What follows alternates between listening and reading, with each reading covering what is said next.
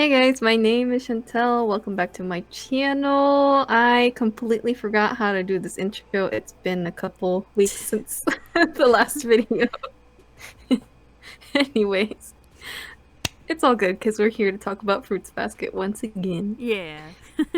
Not too much stuff happened, which I'm glad after, all the Rin stuff that we got. That was a lot. Yeah.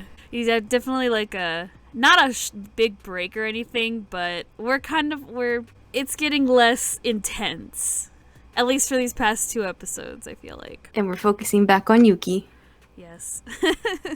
which was really interesting. This was also the part that I've been expecting this for a while since the second trailer dropped. The books And this is flying through basic. the window. Yeah, I knew it was gonna happen at some point. So anytime I saw like Manabe and Yuki together, I'm like, oh shit, when is it gonna happen? Is it gonna be right now or? So I was just kind of bracing myself because you don't know how it's gonna like look or Yeah. sound like.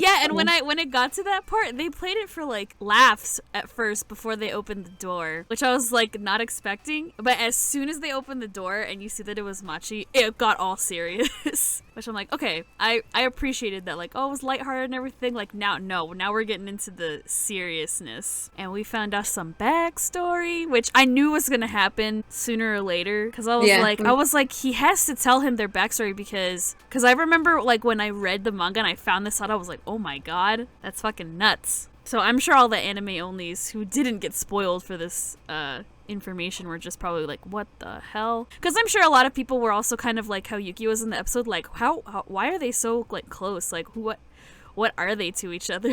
I like how Manabe's all like nonchalant about it too. He's just like, oh, she's like my little sister. Well, not like, she's my little sister. And Yuki's like, huh? but it doesn't take him that long. He's just like, ah, that Yeah, makes he's sense like, okay, yeah, now. that makes sense. And the Manabe is like, no, we're like legit, like we're siblings. Even though the subtitles said they were step siblings, except they're not. They're half siblings, but whatever. I guess it's the same thing. I guess, but their moms aren't like stepmoms to each other or to the other kids or anything.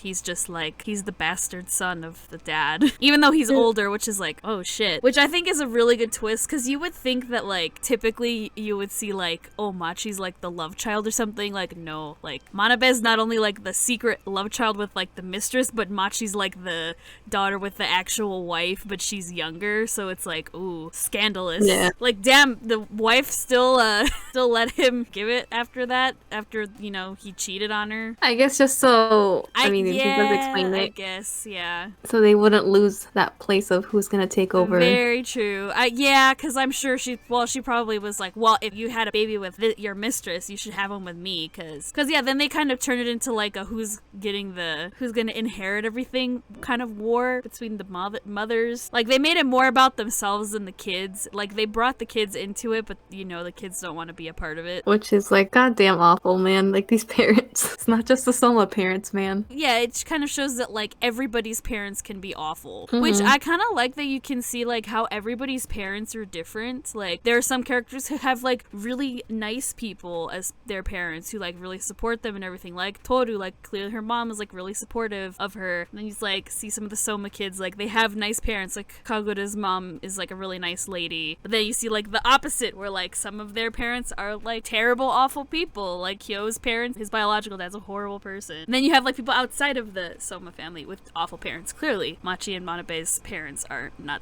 the greatest people. Maybe you can't relate to like the main characters or anything, because not everybody has this big family like the Somas, but you can kind of relate to like the other characters and their family lives.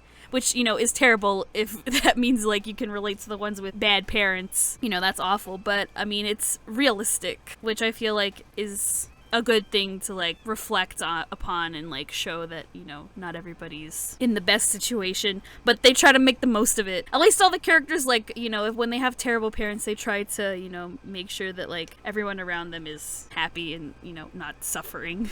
Yeah, that's something I wanted to bring up because obviously Manabe is like happy-go-lucky. He's fine and dandy. And he even says it in the episode. He's like, well, I guess Machi isn't really free like I am, but she's not. It just kind of shows you like those parallels between the two, where like he said he's free, but Machi isn't yet. She's still hanging on to her traumatic past, which has obviously affected her She's throwing books around and like Yeah, she's harassing like everything. really traumatized to the point where she has like physical reactions to when things happen that, you know, like clearly she can't control it. If she could, I'm sure she wouldn't be doing that at school and just, you know, destroying school property. It's not her fault. It's just like that's how she reacts. But, you know, now that like she's a part of the student council and everything, it's like clearly we're gonna see some like not full on therapy or rehabilitation or anything, but like at least like we're clearly seeing that Yuki's gonna try to like help her like get through all this shit, because clearly before she's been going through this by herself, and like Manabe doesn't know how else to help her because she won't like really say anything or She won't talk open up to him. Yeah, even though like they're siblings. I feel like it's one of those situations where like you really need like someone's outside perspective to like really kind of talk through it or at least open up about it. It just depends on the person. Yeah, it really does. I mean, yeah, everybody goes through traumatic experiences differently, but I think that's one of the ways we're gonna see that be dealt with. Because she's the one that saves him out of like that closet. Because poor Yuki, he started having some Those, like flashbacks, and she immediately is like, she like. I can't believe she used the chair to open the door, but I really like that she was like, well, I kind of felt like you were having major anxiety if we kept you in there too long. And I was like, yep, she's right. She understands him, and I'm pretty sure he's gonna understand where she's gonna be coming from if she decides to, you know, open up eventually. yeah, they're clearly very similar in terms of not their traumatic experiences are like the same, but like yeah, they know how each other feels. And yeah, it's, you know, she can kind of like she could sense that like he's probably really anxious, which he was. You know, we saw that flashback where, you know, he's in a dark room and there's no way to get out, and it just kind of like fucks with your head, and the paint fumes don't help. Yeah, it was interesting to see, and it was like kind of like really cute when she's like, "Are you okay?" But she asks like in the most like monotone way ever. Yeah. But he's still like really grateful. He's like, "Oh no, it's like, hey, thank you, so like thank you." Like it's clear to see like he's really invested in trying to get to know who she is, because he kind of stayed in the room still even though like the door was open and he could just like immediately like leave. She was kind of like mesmerized that it was her like opening the door, kind of like understanding each other without saying anything. Because even like throughout the whole episode, he kind of goes out of his way, even though like the other kid, who I don't know his name, was being super annoying. Is like, why are you letting her like easy, blah blah blah. And it's just like, dude, chill out. And I really do like that Yuki was like, she's gotta have her reasons, just let her be. I like that even Yuki was kind of like, he, you know, was able to tell her like, hey, like we want to help you, but we need to know like what's going on. You gotta tell us. Like that was his other way of like hinting to her, like instead of telling her like privately like, hey, if you ever want to talk to someone, like I'm here for you. Like he kind of was like hinting that that's really what he wanted to say to her in front of everybody. You know, hey, you need to like talk to someone if you really want us to, you know, help you out. Again, basically him saying like, look, if you really need to talk to someone, like I'm here for you. Like you can talk to me. I'll listen. No judgment here. Like what they were saying, I can't remember if it was the girl or the annoying ass guy. Because you know how much he apologizes, and they were just kind of like, well, your apology means nothing if you're gonna do this again. Yeah. Which is very, very true. Like, if it's gonna continue happening, it's gonna like eventually become like kind of numb and be like, well, she's gonna do it again. Yeah, it becomes like a force, like a habit. And then eventually like everybody just gets kind of used to stuff like that, where it's like, well, like why are you even apologizing? Like you do this all the time. Like we kind of expect it from you. And that's something that you really don't want, especially when you're like doing behavioral things like that. I mean, you know, again, I understand like it's hard to control it, especially when it's like due to traumatic experiences. Again, she probably can't control, you know, those feelings, at least yet. You know, she hasn't really gotten the chance or the time to like open up to someone and talk about it, you know, kind of get her feelings out there instead of like being destructive. Eventually, like someone is gonna, you know, either straight up tell her and be rude about it and be like, look, you need to stop doing this shit. Like, what the fuck is wrong with you? And, you know, come at it in a really negative kind of way. Or she really needs to just open up at least a little, maybe like, of course, like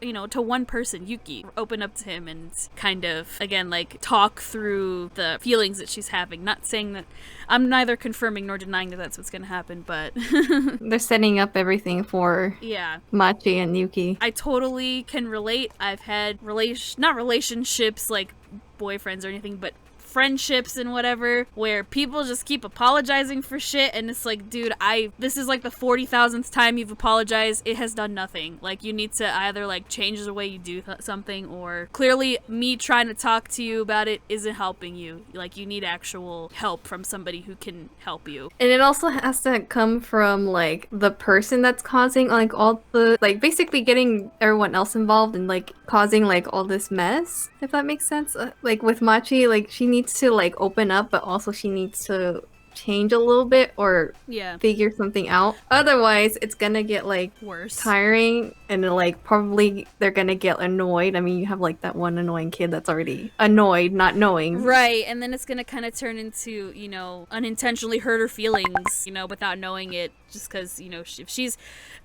she's not opening up, then like I said earlier, they're not gonna know how to help her, and then it's like, I don't know what else to do. You know, I can't help you. Like, all I can tell you is you need to talk to someone to seek, like, you know, professional help for this, or talk to the person that's causing this, you know, pain for you or something. Like, you need to figure out a way to get through the trauma, because otherwise they don't want to be around you anymore, and then you know, you've lost friends. But again, it's hard, especially when it's a traumatic experience that's really affected you. But that's why we have Yuki. He's also gone through very traumatic experiences that like nobody else goes through. He can definitely understand her in some sort of level. And like, he's already kind of like getting through his trauma little by little, you know, was able to talk to his mom in this episode and get her to sign for a phone. Their relationship is slowly changing, thank God. And she was, you know, actually telling him like something a mother would tell their child, like, don't spend too much time on the phone. Which, and like, that stuff's not in the manga, because this came out like, you know, late 90s, early 2000s. Not everybody had a phone. So I think that's an interesting like element to add, like, to like modernize it without really modernizing it. So I kind of like that they add that element to it. You know, it's not in the manga just because of the time frame that it came out. When he walked out of like the Soma house, like his house basically, yeah, he finally, like, what Manabe had told him earlier, it kind of clicked on him, and then he was like, oh, like, I get it now. And the same thing like happened with Manabe, like with the thing about the buttons. He was like, what the fuck are you talking about, Yuki? And then it wasn't until like later he was like, oh, I get it now. that was a good analogy, I think, that they used. Like, their relationship with their parents is like a shirt that's not buttoned correctly, and then he's like, yeah, but at least it's buttoned. Even if it looks like this, it's still buttoned. I mean, because, you know, you could also, like, you could have a shirt that's not buttoned at all, which is kind of worse than having it buttoned. So, because again, you can just fix it, straighten it out. But I like that analogy. I like good analogies like that. And then we get the play, which is like a minor little detail Yeah. in the episode, but it was freaking hilarious because they made Toru the what was it, the She's evil one of the stepmom? She's the stepsister. The other bitch who's part of the Yuki fan club, she's the stepmother. But she's the one who like cooked up the idea to make Toru the stepsister. Because they don't want her to be, because they're thinking like, oh, Yuki's gonna be the prince, and so we don't want Toru to get voted as the princess. So then they made it so Hanajima gets to be Cinderella. So Kyo's the prince instead. But like, I knew that was gonna happen. But like, but like, it's kind of cool. Like, I want to watch that play. I kind of dig it, you know? Like a, you know, gothy kind of Cinderella with like a stubborn like tsundere prince. Like, I think that's pretty great. Freaking Manabe was telling everyone at school that they were gonna have like this big ass like fireworks show, and which was something that like Ayame like bragged about when he was president. He's like, oh yeah, I made sure that we had like all this cool stuff and like fireworks and stuff, and like I guess like that's kind of the same idea. Manabe's like, oh, that sounds awesome, like we should totally do that. But Yuki's just like, no. And like he's like, hey, so like I submitted that idea, it got rejected, like what happened? And Yuki's just like, well, so yeah, dude. Yeah, dude, because, yeah, that's not gonna happen. And he's like, oh, but, like, I was telling everybody about it. Do you know how annoying it was to have to tell everybody it's not true? Oh, Manabe's just chaotic, man. He is, like, totally chaotic energy, but, like, you kind of need it, though. You like, do. Yuki needs definitely that chaos. Up Yuki, man. He definitely needs that in his life, not coming from Kyo. Because they're related, and they are, like, they still, like, don't like each other. Like, he needs a friend who he can, like, actually, like, tolerate with that shit, but also like considers like an actual friend. So it's good that like Manabe is that character. Speaking of their conversation at the end, man. I know, it was getting deep because he starts saying, Yuki, he's like, I haven't even told the person that I should be telling this to, but let me tell you my secrets, man. Yeah. It's like, oh, like he's not like opening up to Toru because usually he just opens up to Toru. This is the first time he's opening it up to somebody else that isn't her or related to him. Yeah. So their friendship definitely leveled up. Yeah, they really they really did level up their friendship. But we didn't get to hear what he was saying because it cut off in a I fucking know. cliffhanger, which I kind of, you know, knew was gonna happen. Because they've been hinting it since the last episode. I mean, with this stuff, like, you know, it's gonna end on like a cliffhanger, or like we're not gonna find out the actual like what he says until like maybe the end of the next episode or something. Like with this kind of stuff, they really want to like keep you in the dark until the very last second.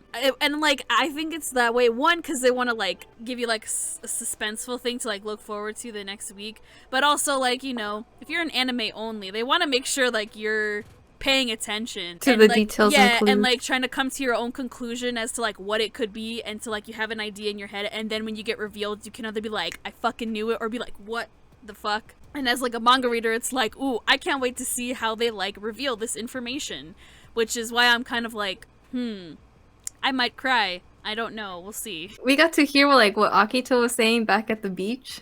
Yeah. To Yuki, but it also gets cut off. Yeah, like, that as shit soon gets as cut off too. Akito's gonna say it. Yeah, and as soon as that happened, I was like, are they gonna like cut it off so I can't hear what it says?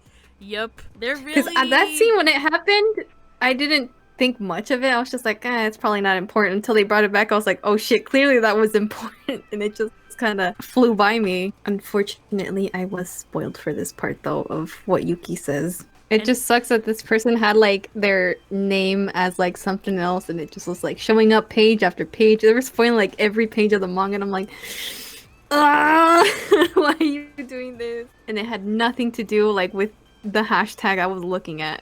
So I don't, God damn it. Please think before you post, man. Or at least tag But your anyways. spoilers, man. Right? Because that other info you got spoiled, that was on Tumblr, right? And they didn't tag it. They just started talking about it, like... Yeah, they were like reviewing a certain episode, and then all of a sudden they like went into for some the reason manga spoilers for like way later in Yeah. the manga, right? And I was like, hold up a second, like, because I thought they were just gonna talk about the episode itself, and nope. That was back in season 1, right? Yeah, Because I when all the Hatsuri stuff happened. I remember you messaged me and were like, wait, is this true? And I had to be like, I mean, do you want to know the answer? You were like, yeah. And I was like, well. I was like, I'm Yep. already spoiled, so go ahead. Yep. Yeah, that's true. That thing. At least for me, it's kind of like, well, now like you're getting spoiled for all this shit. Like I'm always really curious to know like what you're gonna think. But if you're spoiled for it, it's just kind of like, well, I can't get your genuine reaction. This one thing is like, it pissed me off so bad, dude. Like, I think I've never been pissed with spoilers except for this one, because like the shock that I went into after reading all that. But oh well, man, it happened. There's no going back. Yeah, no going back. Can't erase it. Can't do like fucking Men in Black. I know. I was gonna say too bad we don't have the Men in Black thing. You could just erase your memories of that, and that Call way you it a can, day. yeah, call it a day, and then you can actually be surprised. But I think that is it. I think so too. It was a good episode. You know, a lot. I didn't cry this episode for once, which is very rare. But we're probably gonna cry next week because probably, I've been seeing some warnings for the next episode. So I guess I'll get ready because I have no idea. When it comes to Yuki, I have like absolutely like no idea what to expect with this boy. So no one tell me shit, man. So with that being said, you guys, next week, as usual, you guys know the drill at this point, I think. Next week will be over on Mia's channel, so if you guys want to know what we're going to be thinking for next week's episode, so please head over to Mia's channel and subscribe to her and all that good stuff so you guys don't miss anything from us. With that being said, you guys, I hope you guys are staying safe and healthy out there, and we will see you guys in the next video. Bye! Bye!